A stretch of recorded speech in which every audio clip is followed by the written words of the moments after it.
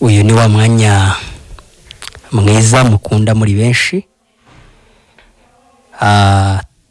Turabasuhuje rero abakunzi ba Radio Country FM kandi abakunzi b'ikiganiro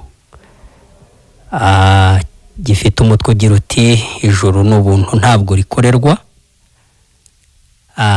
Turabakunda cyane. Ndasuhuza bene data aho baherereye hose, abamaze kugirirwa ubuntu bagahishurirwa umurimo Imana yakoze muri Kristo Yesu, ubu bakaba biyicariye bari mu isi barahishuriwe buryo ki ari intungane ku bwa Yesu. Aho muri hose ndabasuhuje bene data, ndasuhuza n'abandi bose bari kumva ijambo ry'Imana ry'ubutumwa bwiza. Aho muri hose namwe mukomeze kugubwa neza. Ni ikiganiro rero mugezwaho n'ababwiriza butumwa ababwiza bw'ubuntu bw'Imana batandukanye. Uyu mugoroba uwo muri kumva ni Musabyimana Yozefu Mugisha. Ndi umukiranutsi mbikesha Yesu, ndi umukiranutsi ntabikesha imirimo yanjye, ahubwo mbikesha kwizera igikorwa Yesu Kristo yakoze ku musaraba, kuko namenye neza ko Kristo Yesu ubwo yajyaga ku musaraba kamena amaraso, mu maraso ye nababariwe ibyaha byanjye. Kuri ubu nkaba ndi intungane imbere y'Imana mbikesha kwizera icyo gikorwa Yesu yakoze. Iki rero ni ikiganiro mukurikirana kuri YouTube, wanditse muri telefone yawe nini ijambo rivuga ngo ijuru ntirikorerwa TV, ukomeza kwikurikiranira ikiganiro ndetse ibiganiro byinshi bisobanura uburyo ki ijuru Imana ritangiye ubuntu muri Kristo Yesu. Ariko kandi si byo gusa, ushobora no kwandikira iyi nimero ugiye kumva ya 0784 42 57, nayo yagushyira ku rubuga rwa WhatsApp, ugakomeza ndetse no gukurikirana n'ubuhamya bwa benshi banezerewe nabo bagira ubuntu bagahishurirwa ubutumwa bwiza bw'ubuntu bw'Imana. Imana ihimbazwe cyane. Reka rero kuri uyu mwanya dushimira Imana iciye akayira kugira ngo tubone uburyo tugera hano muri studio za Radio Country FM ngo tubashe kuganira ijambo ry'Imana. Mana yacu nziza, muremyi w'ijuru n'isi kandi muremyi wa byose, ndagushimiye ko uri umunyacyubahiro uhimbazwe. Ndagushimira urukundo rwawe rwinshi wadukunze, kuko warugaragaje ubwo watangaga umwana wa Yesu Kristo w'ikinege akaza mu isi, we utarigeze kumenya icyaha ariko akishyiraho ibyaha byacu, ndetse yamara kwishyiraho ibyaha byacu natwe tukabarwaho gukiranuka kwe. Ariko igihano twari dukwiriye akaba ari we wagihawe, kuko yarahindutse icyaha ku bwacu, ahabwa n'igihano twari dukwiye guhabwa. Icyakoze duhanirwa muri we, aba ari twe twumva umunezero we, yakira ububabare. Uhimbazwe ko twatsindishirijwe tukagirwa bera ku bwa Yesu, izina ryawe rihimbazwe. Ngushimiye cyane no ku gihugu cy'u Rwanda n'abanyarwanda bose muri rusange n'abayobozi waduhaye. Uhimbazwe ku bwabo, nanone ko ugenda urushaho kugaragaza gukomera kwawe mu gihugu cy'u Rwanda ndetse no mu isi muri rusange. Uhimbazwe, uhimbazwe, uhimbarijwe byose. Reka rero nsabira imitima yaba ari kumva kandi yabateze amatwi iki kiganiro kuri uyu mwanya, kugira ngo ubahe kumva ndetse no gushurirwa urukundo rwawe, nabo bamenye neza uburyo Yesu Kristo yazize ibyaha byabo, bamenye ko ari we wakoze kandi ko yakoze igikorwa cy'indashyikirwa. Muri icyo gikorwa kukizera gusa bikaba byaraduhinduye abera baziranenge tutagawa mu maso y'Imana. Urakoze. Iki kiganiro gikomeze gutambuka mu mbaraga za Mwuka Wera. Uhimbazwe none n'iteka ryose mu izina rya Yesu Kristo, amen. Reka twifashishe amagambo aboneka hano mu rwandiko Pawulo yandikiye Abefeso. Turasoma duhereye ku igice cya kabiri, duhere ku murongo wa mbere dusoreze ku murongo waho wa 9. Abafite Bibiliya zanyu rwose ni muzirambure, muzegere rwose murambure, dufatikanye gusoma aya magambo Imana ishyize ku mutima kugira ngo tubashe kuyaganiraho. N'amagambo avuga ngo, umutwe w'amagambo aravuga ngo gukizwa n'ubuntu. Haravuga ngo namwe yarabazuye, mwebwe abari bapfuye muzize ibicumuro n'ibyaha byanyu, ibyo mwagenderagamo kera, mukurikiza imigenzo y'isi, mugakurikiza umwami utegeka ikirere, ari we mwuka ukorera mu batumvira. Kandi natwe twese twahoze muri bo, dukurikiza ibyo kamere yacu yifuza, tugakora ibyo kamere n'imitima byacu byishakira.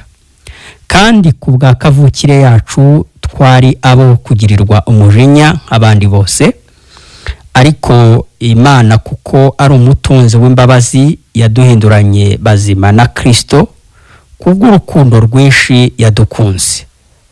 Ubwo twari dupfuye tuzize ibicumuro byacu, ubuntu nibwo bwadukijije. Nuko ituzurana nawe, itwicaranya nawe mu ijuru mu buryo bw'umwuka, turi muri Kristo Yesu, kugira ngo mu bihe bizaza izerekane ubutunzi bw'ubuntu bwayo buhebuje byose, itugirira neza muri Kristo. Murongo wa 8, mwakijijwe n'ubuntu kubwo kwizera, ntibyavuye kuri mwe, ahubwo ni impano y'Imana. Ntibyavuye no ku mirimo, kugira ngo hatagira umuntu wirarira. Imana himbazwe.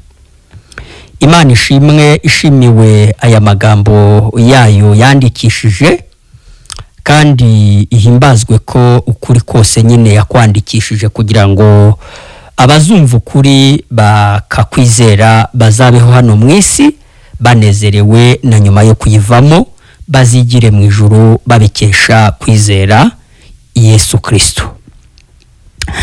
Aya ni amagambo dusomye maremare, ariko turayasobanuraho umwanya nyine Imana iduha kuyaganiraho. Ni amagambo akomeye, ariko kandi aranoroshye kubera ko Mwuka Wera arahari kandi turamufite kugira ngo abashe gusobanura kandi asobanuriye buri muntu wese uteze iki kiganiro amatwi. Ni amagambo Pawulo mwene data yanditse. Umutwe w'amagambo uravuga ngo gukizwa n'ubuntu. Ni amagambo agaragaje ngo namwe yarabazuye, mwebwe abari bapfuye muzize ibicumuro n'ibyaha. Ni amagambo agaragaza nyirizina ubundi uburyo ki umuntu yapfuye ariko kubera ibicumuro ndetse n'ibyaha. Namwe yarabazuye, mwebwe abari bapfuye muzize ibicumuro n'ibyaha. Mvuge ngo aya magambo agaragaza ukuntu umuntu yavutse ariko apfuye mu mwuka. Iyo tuvuga ko umuntu yapfuye, ntabwo tuvuga gupfa kw'iyi mibiri, sinaki ijambo ry'Imana hano rishatse kuvuga. Umuntu akimara guhinduka umunyabyaha kubera igicumuro cya Adamu, nk'uko ijambo ry'Imana ribigaragaza ko Adamu dukomokaho twese yakoze icyaha, abamukomokaho twese natwe tugahinduka abanyabyaha. Ubundi Adamu akimara gukora icyaha akaba umunyabyaha muri kamere ye, kirya gihe yarapfuye. Yari yakiriye urupfu, yari yakiriye gupfa ariko kwiteka.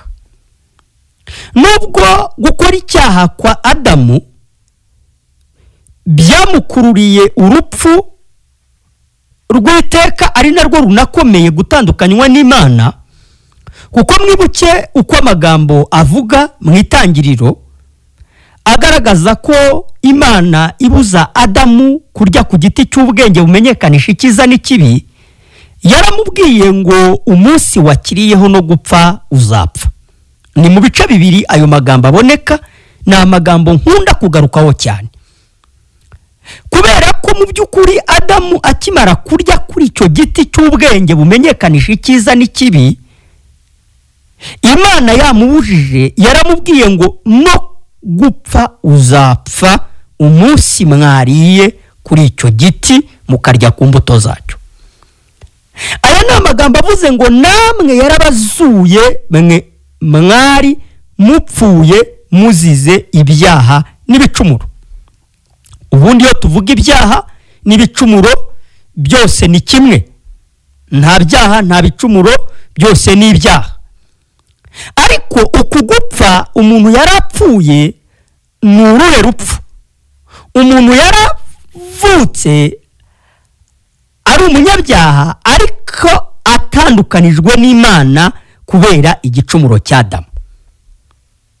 Aba arapfuye kuko hazuka uwapfuye. Ni amagambo yavuze ngo namwe yarabazuye mwe abari bapfuye muzize ibyaha n'ibicumuro. Hano umuntu yarapfuye kubera icyaha Adamu yakoze, abamukomokaho twese aho tuva tukagera tuba twakiriye gupfa, tuba dutandukanijwe n'Imana.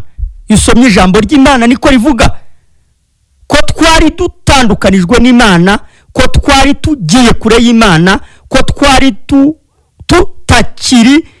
tutagifite umwuka w'Imana muri twebwe. Urumva kubera ko Shitani niwe washutse Adamu, yashutse Eva arya kuri icyo giti ku mbuto zacyo, ahereza na Adamu nawe ararya. Kuko Satani ari wari ubashutse, ni ukuvuga ngo bari bavanze umwuka umwe na Shitani. Bivuze ngo kandi Shitani mwibuke ko yari yamaze kumanurwa mu ijuru. Ibyanditswe byera birabigaragaza cyane, bigaragaza ko nawe icyo yazize ari uko yashatse kuzamura intebe ye ngo ihwane n'intebe y'Imana, kandi Imana yo ubwayo yivugiye ko icyubahiro cyayo idashobora kugisangira n'ikindi kintu cyangwa n'undi muntu. Imana rero iramuca ndetse anamanuka n'ibihano by'abizi. Yamanutse rero ahiga umuntu Imana yaremye kugira ngo amwinjizemo imyumvire, amwinjizemo imitekerereze yo gusuzugura Imana, yo kwimura Imana, hanyuma kugira ngo abone abo azajyana guhananwa nabo mu muriro utazima, nabo gucirirwaho iteka, bagahora bababazwa by'iteka ryose mu nyanja yaka umuriro n'amazuku. Satani rero ashutse umuntu, nyine umuntu aba arashutsitse, umuntu abavanze umwuka umwe na Shitani. Satani akimara gushuka Eva ararya, muri uwo mwanya ahita atandukana n'Imana, kuko ibimenyetso byagaragaje ko ubumana bwahise buva muri we. Uwo mwanya ngo nuko amaso yabo yahweje. Muzasoma mu bice bibiri by'itangiriro harabigaragaza ngo uwo mwanya ngo bahita babona bambaye ubusa, ngo ndetse batangira kwidodera, kwibohera ubucocero mu biti, mu bibabi by'umutini. Ubucocero kandi bagerageje kwihangira kwari ukugerageza kwiyambika, kubera ko uwo mwanya bari batacyambaye, nta bwiza bw'Imana, bari bamaze gutandukanywa n'Imana. Bagerageza kwihangira uburyo kinibura bakwambara kugira ngo Imana niza kuza muri Edeni nk'uko yazaga mu mafu ya nimusi, iza gusanga nibura bambaye. Ariko n'ubundi igihe yaziye yaraje isanga n'ubundi hamagaye Adamu atinya kwegera Imana, Eva atinya kwegera Imana kubera ko bari bambaye ubusa. Icyaha cyatandukanije umuntu n'Imana, icyaha cyashyize hagati y'umuntu n'Imana umworera munini cyane. Umuntu yaratandukanye n'Imana, ni ikimenyetso koko kigaragaza ko umuntu yari yakiriye gupfa muri we. Umuntu yari yakiriye gupfa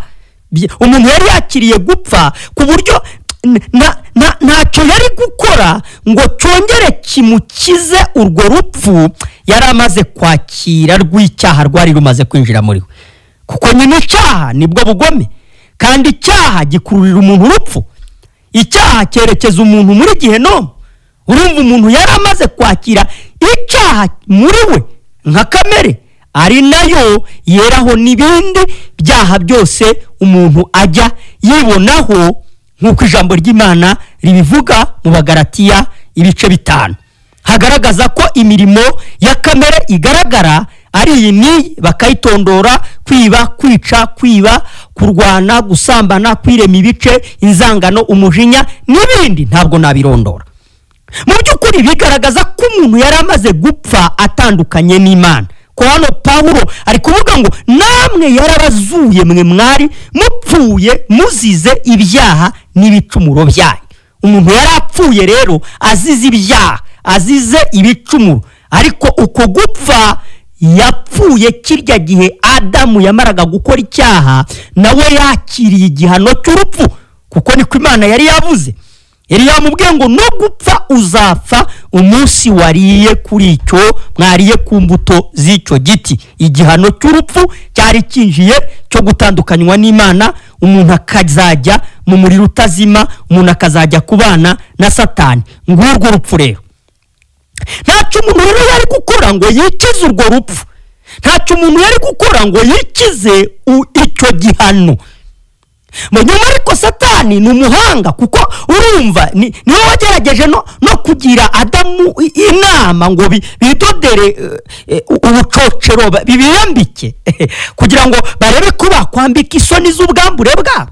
Ariko ibyo byari kuba bikimaze iki? Ko umwuka w'urupfu, umwuka wo kurimbuka, umwuka wo gucirwaho iteka wari wamaze kwinjira muri bo, ko bari batakigengwa n'Imana, ko bari bakigengwa n'undi mwami ari we Satani. Hanyuma batakigengwa n'Imana, kwidodora ubucocero byari bikibamariye iki? Nta na kimwe. N'ubu rero ubona ari wo mwuka n'ubu ugikorera mu batumvira, ugikorera mu bapagani, ugikorera mu batari basobanukirwa ukuri. Ni uburyo noneho umuntu nubwo yarapfuye azize ibyaha, azize ibicumuro, Satani yakomeje kumubwira ngo hari icyo wakora kikagukiza urwo rupfu rw'iteka. Satani akakubwira ati noneho rero dore gukora neza, dore kugira ingeso nziza, dore kuririmba muri korari byagukiza kujya mu muriro, dore gutanga amaturo byagukiza kujya mu muriro, dore gutanga icyacumi byagukiza kujya mu muriro, dore gufasha imfubyi n'abapfakazi byagukiza kujya mu muriro. Iyo ndi kuvuga iyo mirimo myiza igaragara nk'ibikorwa by'urukundo, ntabwo mba ndi kubuza abantu kubikora, ahubwo mba ndi kuvuga ngo nubwo abantu babikora, ni uburyo Satani agaragaza ko kubikora ari byo byahesha umuntu kujya mu ijuru, kandi ntabwo bishoboka, kuko umuntu akora ariko apfuye kubera ko icyaha kiri muri we, ariko agashaka kwitandukanya n'icyo kibi cyinjiye muri we, n'icyo cyaha cyinjiye mu muntu agitandukanijwe n'ibikorwa yakora. Satani rero akadetaya ati ni forumu za korari, uramutse ugiye muri korari ukabadirija wa korari, ukayobora ibyumba by'amasengesho, ukajya ugasenga amasengesho yo kwiyiriza ubusa, bishobora kugukiza bikaguhesha kujya mu ijuru. Ariko ibyo ntibishoboka. Ibyo ntibishobora kukuzura ngo bigukure muri ako kaga. Kandi ikimenyetso kigaragaza ko nawe ukigendana urupfu rw'iteka mu mutima wawe, nuko nawe ufite ubwoba ku buryo nubwo wava mu masengesho nubwo waba uvuye muri repetition, nubwo waba uvuye kuririmba, nubwo waba uvuye gusenga, nubwo waba umaze gukora ibikorwa wita byiza byaguhesha kujya mu ijuru, wakubaza ngo nonaha upfuye wajya mu ijuru, urahakana. Icyo ni ikimenyetso rero kigaragaza ko umuntu utarasobanukirwa uburyo Imana yazuye abantu ikabakura mu rupfu ikabageza mu bugingo, arangwa n'ubwoba iteka ryose. Ubwoba bukamuranga ntacyo atakoze, ubwoba bukamuranga amaze gusaba imbabazi, ubwoba bukamuranga amaze kwatura, ubwoba bukamuranga amaze kwicuza, ubwoba bukamuranga amaze gusaba penetensiya. Ibyo ni ibikorwa byose by'uburyo Satani watangiye gukorera mu muntu uhereye uwo mwanya yinjiraga mu bitekerezo bye akinjira mu mutima we, yatangiye kugaragariza umuntu ko noneho yakora ibikorwa byiza bikamuhesha kujya mu ijuru, kandi ntabwo bishoboka. Impamvu bitari buze gushoboka niki?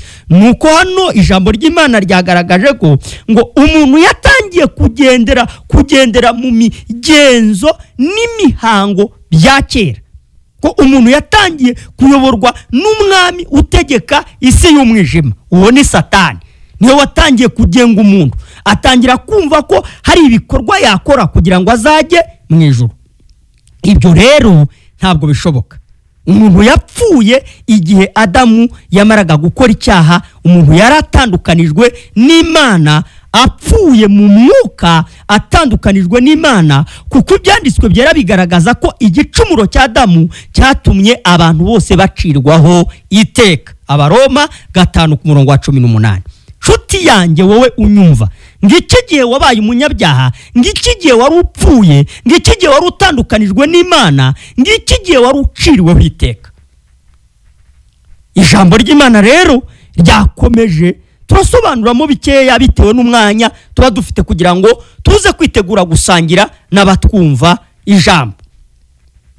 Noneho rero ariko havuze ngo Pawulo yavuze ngo kandi natwe twahoze muri bo dukurikiza ibyo kamere yacu yifuza, tugakora ibyo kamere n'imitima yacu byishakira. Pawulo nawe aragaragaza ko ataramenya Yesu umurimo yahoze muri iyo migenzo, yahoze yibwira ko gukora neza bikamukiza kurimbuka, nawe yabikora.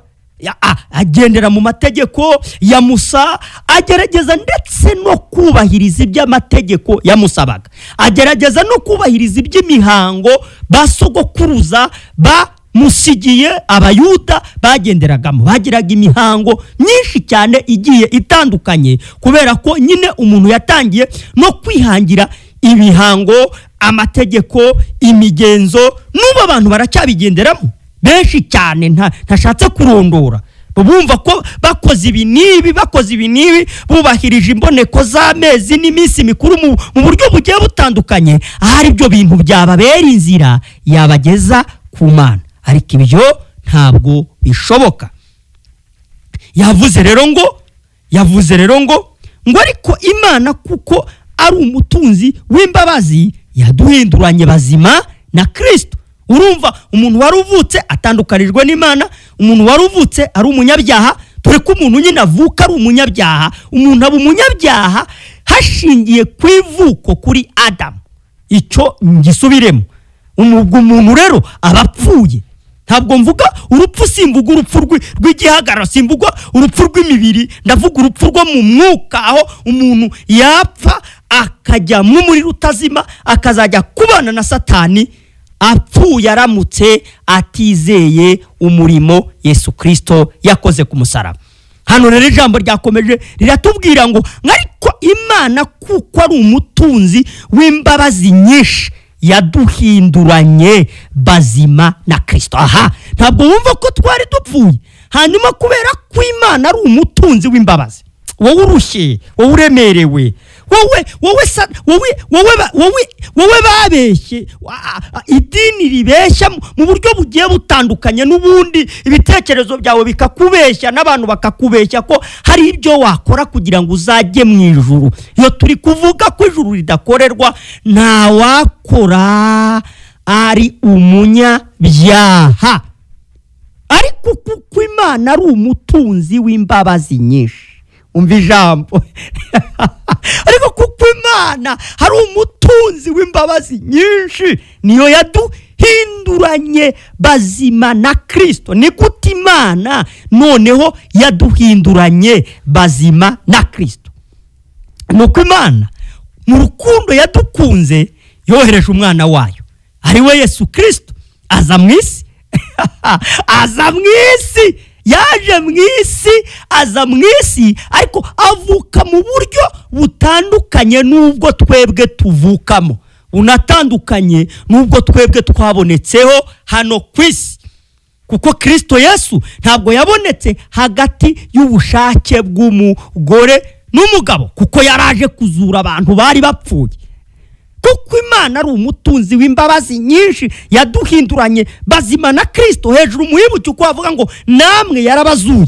Urumva kugira ngo Imana izure umuntu wari upfuye, yamuzurishije Yesu. Ntabwo umuntu azurwa n'ibikorwa ibi n'ibi, ntabwo yazurwa n'amasengesho, ntiyazurwa n'ingeso ze nziza, nubwo kugira ingeso nziza ari byiza, ntiyazurwa no gufasha no kwambika abambaye ubusa no kugaburira abashonji. Ibyo ntibishobora kwambika umuntu ngo bimuzure. Oya, ntabwo ibyo bishobora kumuzura. Kugira ngo Imana izure umuntu wapfuye, yamuzurishije Yesu. Ariko ngo kubera ko Imana ari umutunzi w'imbabazi nyinshi. Amena. Imana ishimwe ko nanjye ndi mubo Imana yazuye. Kugira ngo tuzure rero, yatuzuye ikoresheje Yesu. Yazuye inyoko muntu ikoresheje Yesu. Yesu aza mu isi yambaye umubiri w'abantu, ariko adafite ya kamere y'icyaha twavukanye. Ya kamere ituma udashobora kubahiriza gukiranuka nk'uko ijambo ry'Imana ribivuga. Kwa kundi gukiranuka kw'amategeko ntigushoboka mu muntu wavutse apfuye ubundi, ntigushoboka mu muntu wavutse avukanye kamere. Kandi kamere ijambo ry'Imana rivuga ko ari umwanzi w'Imana. Iyo mpamvu nuko adashobora kumvira amategeko y'Imana, kandi ibyanditswe bikavuga ko adashobora no kuzayumvira. Abaroma 18 niko havuga. Nshuti yanjye rero, wowe unyumva, Yesu aza mu isi adafite ya kamere. Aje mu isi yambaye umubiri w'abari bapfuye, ari bo twe dupfuye, twarabo kurimbuka. Yesu aradukiza.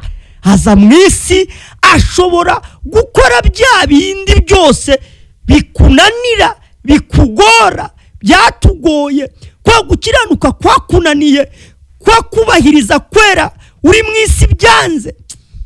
Uragerageza, ndemera kugerageza pe. Nta nubwo wemera gukora ibyaha, ntunabikunda, ntuzajya unanabikunda, ntuzajya unabyemera, ariko ndemera kutageza ku kigero cy'uko wakumva ubonye ijuru kubw'ibyo bikorwa uri gukora. Niyo mpamvu nkubwira ngo ibyo bikorwa si w'inzira iri yo kuguhesha kujya mu bwami bwo mu ijuru. Yesu Kristo aza mu isi rero nk'uko ibyanditswe byera bibivuga. Aje mu isi, yaraje kugukiza. Aje kugukiza urupfu, aje kugukiza kurimbuka, aje kugukiza kujya mu muri rutazima, aje kugukiza kujya muri Gehenomu, mu nyanja yakumuriro n'amazuku. Kristo Yesu yaje amaturo yananiwe, yaje ibitambo bidashoboka, yaje abatambyi byaranze, yaje bidashoboka, umuntu agowe aza kumukiza. Yesu yaragukijije. Unyumva? Imana isi ayimaramo imyaka ngo 33, ageragezwa mu buryo bwose nkatwe, niko ibyanditswe byera bivuga. Ageragezwa mu buryo bwose nkatwe, yageragejwe mu buryo bwose nkatwe, ariko ntiyakora icyaha. Yesu Kristo yageragejwe mu buryo bwose nkatwe, yageragejwe mu buryo bwose nk'abantu, ariko ntiyakora icyaha n'iki na kimwe. Niko ibyanditswe byera bivuga. Hanyuma Yesu Kristo amaze gukora bya bindi byose byakunaniye, bya bindi byose bikugora, bya bindi byose udashobora, Imana imubaraho ibyaha byawe. Imubaraho ibyaha byawe. Niko ijambo ry'Imana ryatubwiye ngo ibyo bintu Imana yabikoze ngo kubw'urukundo rwayo, ni kubw'urukundo rwayo, ngo kubw'urukundo rwinshi yadukunze ubwo twari dupfuye tuzize ibicumuro byacu, ubuntu nibwo bwadukijije. Ntabwo wumva ko ari ubuntu bwadukijije? Imana izana Yesu imubara ko ibyaha byawe byose kubw'ubuntu. N'ubuntu ntacyo usabwa gukora, ruhuka b'amahoro. Ndavuga bya bindi wakoraga uvuga ngo gukorera ijuru. Urukundo rwayo idukirisha, ubuntu bwayo nibwo bwaje buradukiza, bugukiza kurimbuka, bugukiza kujya mu muriro utazima. Nukuvuga ngo nuko Imana yafashe Yesu Kristo imubaraho ibyaha byawe byose uko bingana, imubaraho ibyaha byawe byose, kuko yari yaje kujya mu cyimbo cy'abantu, yaje kujya mu cyimbo cyacu, akora byose neza ari twabikorera, atubonera gukiranuka ari hano mu isi. Uko gutungana kwa Yesu kubarwa kuri wowe unyumva. Wowe wagerageje gukiranuka binyuze mu byo ukora biranga, bizakomeza kwanga. Hari ugukiranuka kwahishuwe, uko gukiranuka ni Yesu Kristo. Imana ikubaraho umuntu wese wizeye ibyo Yesu yagize gute yakoze. Iyo tuvuga ko ijuru ridakorerwa, tuba turi kugaragaza ko Yesu ari we wakoze. Wowe ntacyo wakora, ikiguzi cyose wasabwaga kugira ngo ujye mu ijuru cyatanzwe na Yesu, kuko Yesu niwe wanonosoye iby'amategeko yasabaga umuntu byose, abikora neza, akuronkera gukiranuka. Ubuntu rero nibwo bwabakijije. Ubuntu buraza buradukiza, dukizwa n'ubuntu. Kujya mu ijuru n'ubuntu, kubera ko Yesu ari we waje, ari we buntu bwaturutse mu ijuru ku Mana. Imana rero yamubazeho ibyaha byawe, imaze kubimubaraho irabimuhanira. Hani ijambo ryavuze ngo nuko ituzurana nawe, itwicaranya nawe mu ijuru mu buryo bwa mwuka. Ntiwumva ko Kristo Yesu Imana yabaze ibyaha byacu kuri we, ishyira ibyaha byacu mu mubiri we. Byanditswe byera biravuga ngo ubwe yikoreye ibyaha byacu mu mubiri we. Mubiri w'ibyaha, ibyaha byawe bishyirwa muri Kristo Yesu. Burya ni wowe wari uri gushyirwa muri Yesu. Imana iguhanira muri Kristo Yesu. Icyakoze Yesu abari we wumva ububabare, abari we wumva ubushenguke, abari ubabara, abari ukubitwa, abari uterwa icumu, abari wambikwa ikamba ry'amahwa, abari we wambikwa ubusa, kugira ngo wowe akuronkere ijuru, wowe uronke ubutungane, wigire mu ijuru ku buntu.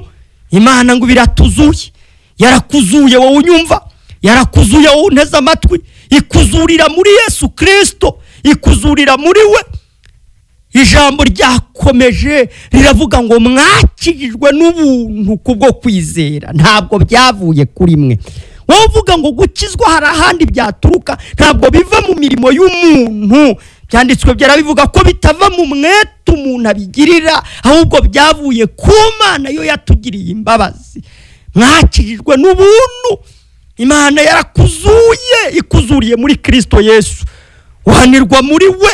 Imana ihana Yesu, imuhora ibyaha byawe, iramwica, imuhora ibyaha byawe. Kristo Yesu arazuka, yazutse akurangirije igihano. Wikomeza kwibaraho ibyaha, wikomeza kwibara nk'uzarimbuka. Izere gusa ibyo Yesu Kristo yakoze, wibera umukiranutsi imbere y'Imana. Ibyo yakoze ni ibihe? Nuko yaje akubonera gukiranuka, akuboneye wowe mu byari byakunaniye kubahiriza, abikora neza. Ijambo ry'Imana ravuga ngo Kristo utarigeze kumenya icyaha, Imana yamuhinduye kuba icyaha ku bwacu. Abakorinto ba 2:21. Yesu utarigeze kumenya icyaha, abe kukimenya, habe no kugikora. Kristo utarigeze kumenya icyaha, muri we yari uwera, nta cyaha yigeze amenya. Ariko yambaye umubiri, Imana yambara umubiri wawe, ashobora kuwukiranukiramo. Kristo utarigeze kumenya icyaha, Imana yamuhinduye kuba icyaha ku bwawe nanjye. Waraguraniwe, ibyaha byawe byagiye kuri Yesu, n'igihano cyabyo Yesu Kristo aragihabwa kubw'ubuntu. Ni kubw'ubuntu, we ntacyo wari gukora, nta nicyo wakora. Hari umuririmbyi waririmbye, nawe ujya umuririmba uvuga ngo ibyo twakora byose n'umwete wacu wose n'agahinda gasaze n'amarira adashira byose ntibyashobora kudukuraho ibyaha. naho warira ibyo twakora byose n'umwete wacu wose, ndemera kugira umwete mu masengesho, ndemera kugira umwete muri korari, ndemera kugira umwete mu mirimo myiza, ndemera kugira umwete mu ngeso nziza, ariko ibyo wakora byose n'umwete wawe wose ukagira ngo bigukureho ibyaha ntabwo byashoboka. hari umuririmbyi wakomeje kuririmba aravuga ngo naho warira ukicuza, ngo naho warira ukicuza ukanababara, ntibyari ibicumuro byawe, dore impongano ikwiriye ibyaha wakoze n'amaraso ya Yesu masa.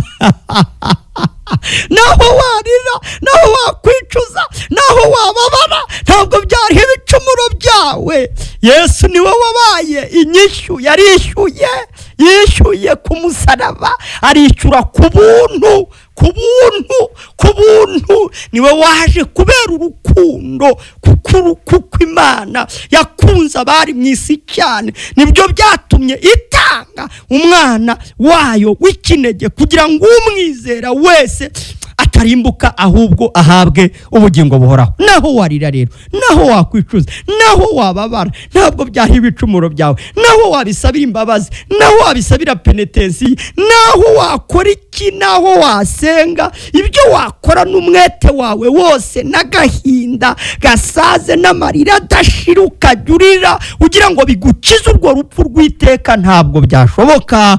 Imana kuko ari umutunzi w'imbabazi nyinshi, niyo yatuzuranye na Kristo, niyo yatugize bazima na Kristo. Izere udashidikanya ko mu by'ukuri wababariwe ibyaha byawe kubw'ubuntu, mwakijijwe n'ubuntu. havuze ngo mwakijijwe n'ubuntu ku murongo w'umunani, mwakijijwe n'ubuntu kubwo kwizera. izere ibyo Yesu yakoze, ntibyavuye kuri mwe ahubwo ni impano y'Imana, ntibyavuye no ku mirimo kugira ngo hatagira umuntu wirarira. Yesu Kristo niwe wakoze rero, hanyuma mu by'ukuri mu gukora kwa Yesu Kristo aba ari byo bikugira intungane imbere y'Imana. Tugere rero gusangira ijambo n'abatwumva, wowe wizere ibyo Yesu Kristo yakoze ku musaraba kugira ngo mu by'ukuri biguheshe kwinjira mu bwami bwo mu ijuru. Warababariwe, waratsindishirijwe na Yesu Kristo. Izere rero udashidikanya igikorwa cyakozwe na ntama w'Imana. Wizere mu mutima wawe udashidikanya. Yesu Kristo yarakwishyuriye. Ndakubwira ko wababariwe ibyaha byawe, ndakubwira ko wejejwe ibyaha byawe, warababariwe kubw'ubuntu, ijuru warihawe ku buntu kubwo kwizera Kristo Yesu. Izere udashidikanya, izere mu mutima wawe, Yesu Kristo yarakwishyuriye. Ruhuka bamahoro, Imana ihimbazwe. Muhamagare rero kuri izi nimero hano muri studio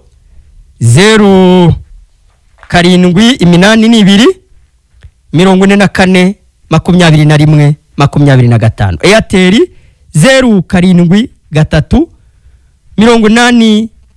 07838305. Imana ishimwe. Karibu. Halo, 4FM. Mwiriwe neza nshuti. Byumvuhore Elive Ndigiheke. Byumvuhore Elive, kiganiro wagiteza amatwi?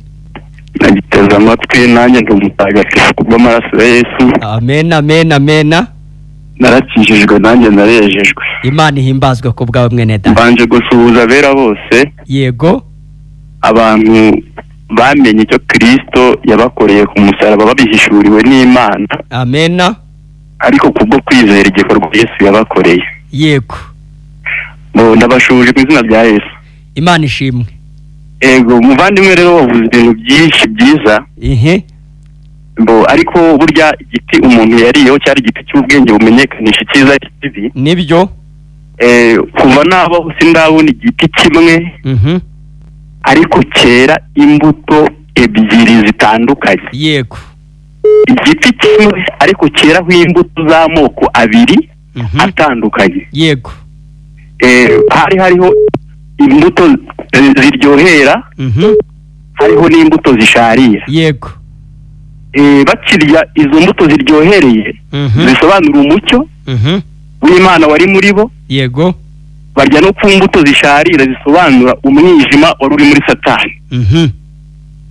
Ni ukuvuga ngo bahise bandura ubwo bwandu mu mitima yabo, bimeze nk'ijoro n'amanywa. Niyo mpamvu umuntu adashobora gukiranuka, ntabwo byakunda, kubera ko dufite ibintu bibiri, dufite ibyiza mu mutima, yego, tukagira n'ibibi mu mutima, byose biri hamwe. yego, ni igiti kimwe kiri kwera imbuto ebyiri zitandukanye. niyo mpamvu Imana yabihakanye.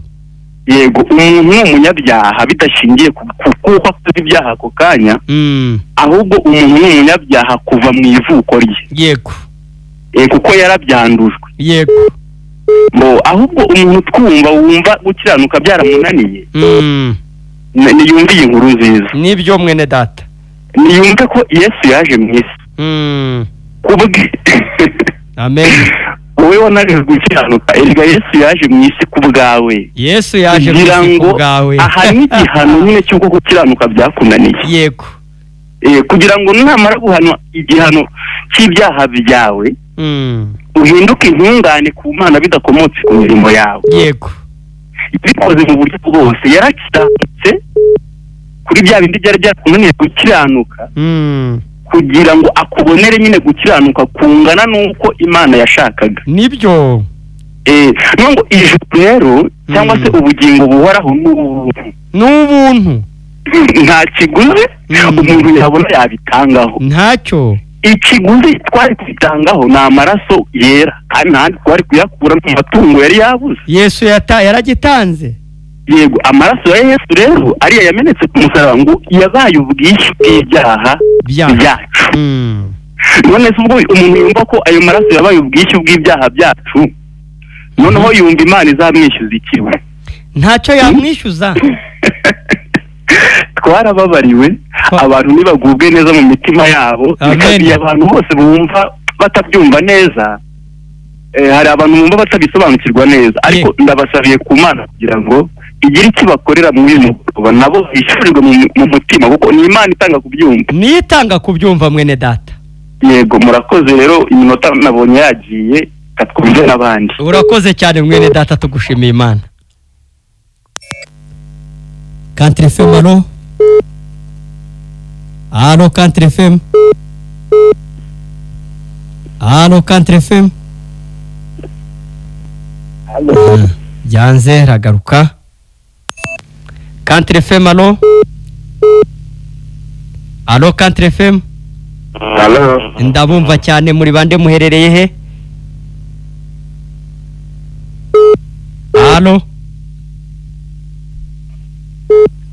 aha, Country FM, alo, ndabumva, muri bande muherereye he?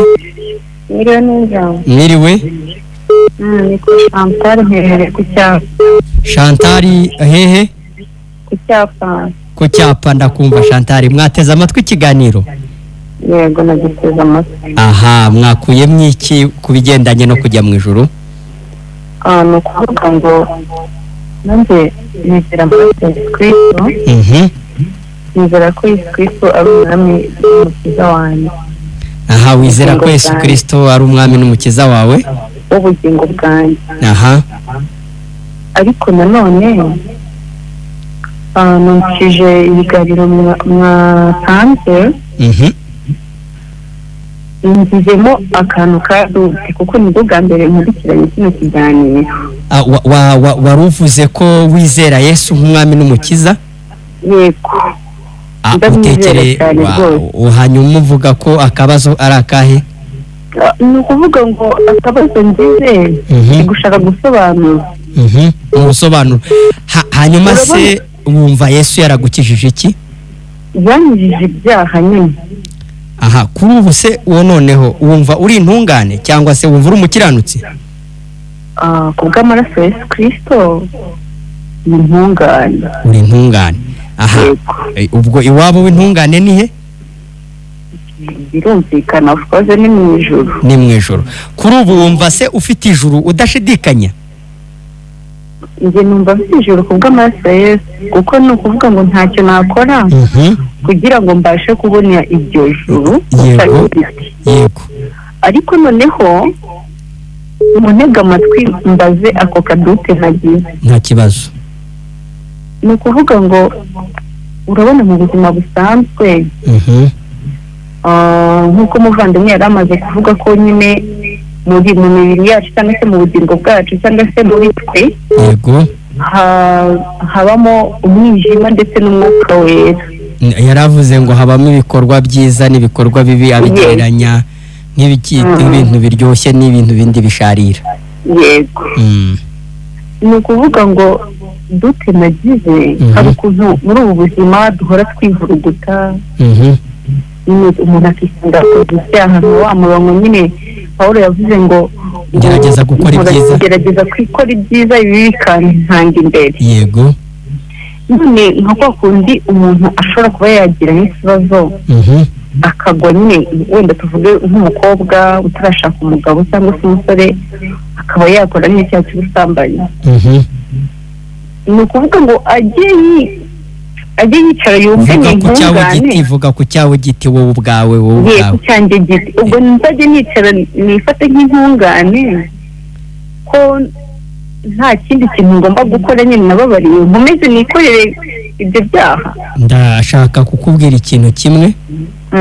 kuba umunyabyaha ntabwo ubikesha kuba utakoze ibyo ngibyo uvuze. yego.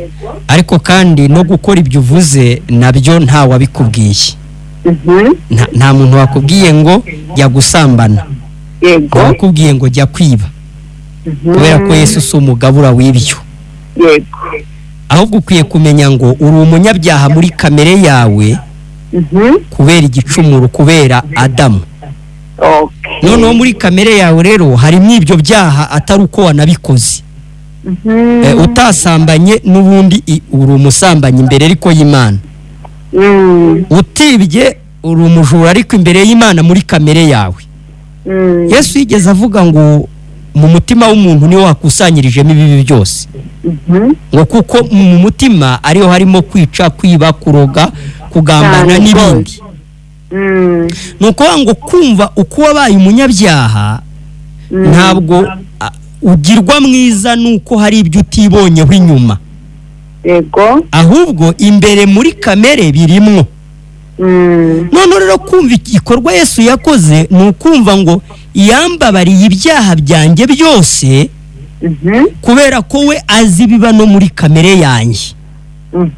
Imana yabimubazeho byose n'igihano cyabyo Yesu Kristo aragihabwa.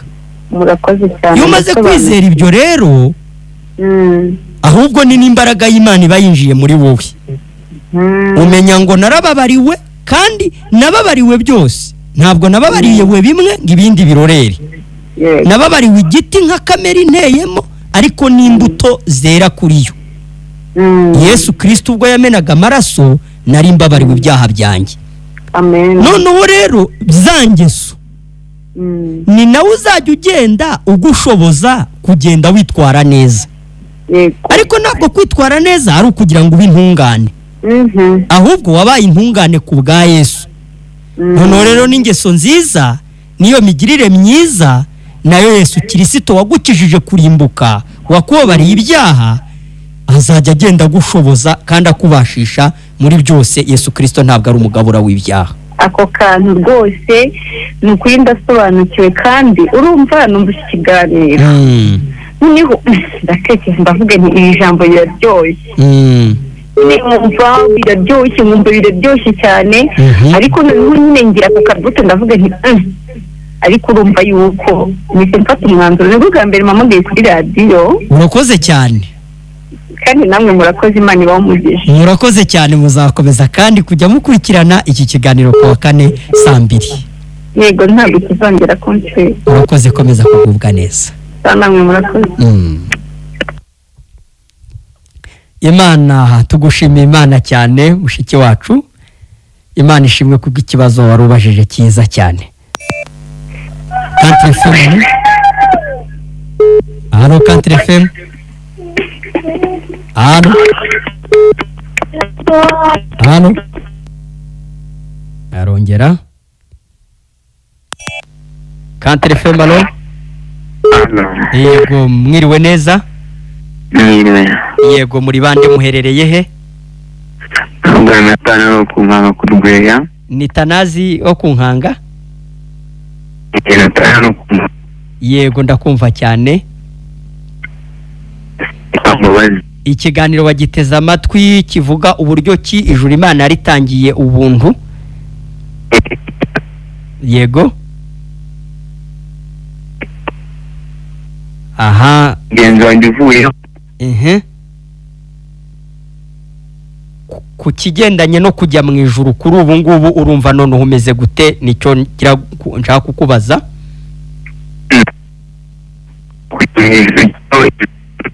Aha, arongera. Country FM halo. Amahoro muvandimwe, amahoro.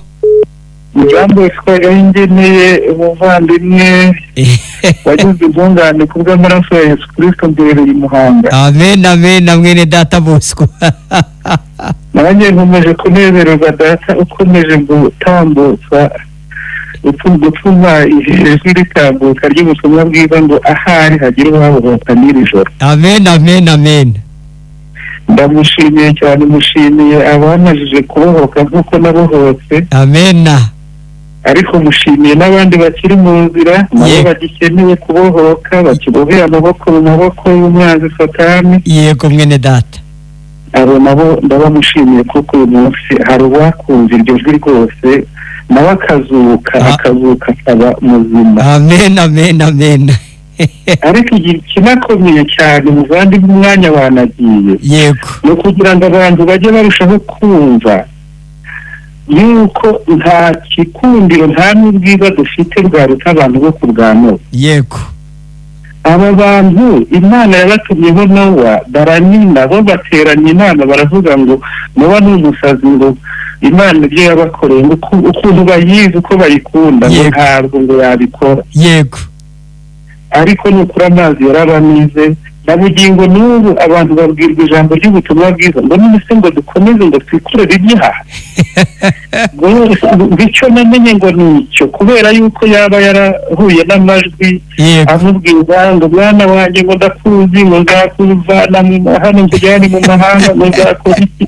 Ayo majwi n'ay'ibibeshyo rwose abantu baravuke twakirijwe kubw'ubuntu tukurwa mu rupfu kandi imbaraga yazuye Yesu Kristo ni nayo burya ikomanga umutima ikanzura, ni nabo kandi bakeneye kuzurwa. Ni ukuri nibareke gutera umugongo ijambo ry'ubutumwa bwiza ahubwo baryumvire hakiri kare bikitwa kakanya. Amen.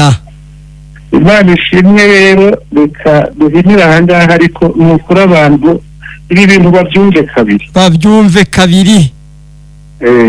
Amen rwose. Amen. Tugushima Imana cyane mwene data Bosco, komeza kugubwa neza muri Kristo Yesu. Amahoro. Turasoje rero ariko iki kiganiro wowe waje nyuma ukomeza no kugikurikirana kuri YouTube wanditse muri telefone yawe nini ijambo rivuga ngo ijuru ntirikorerwa TV. Hanyuma kandi wakwandikira n'iyi nimero ugiye kumva ikagushyira ku rubuga rwa WhatsApp 07844257.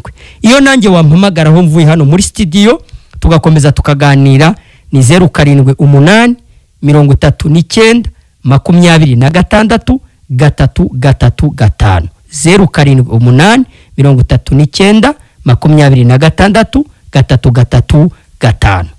Murakoze cyane, mukomeze kugubwa neza naho kuwa kane saa 2 ku bushake bwa Nyagasani. Imana ihimbazwe.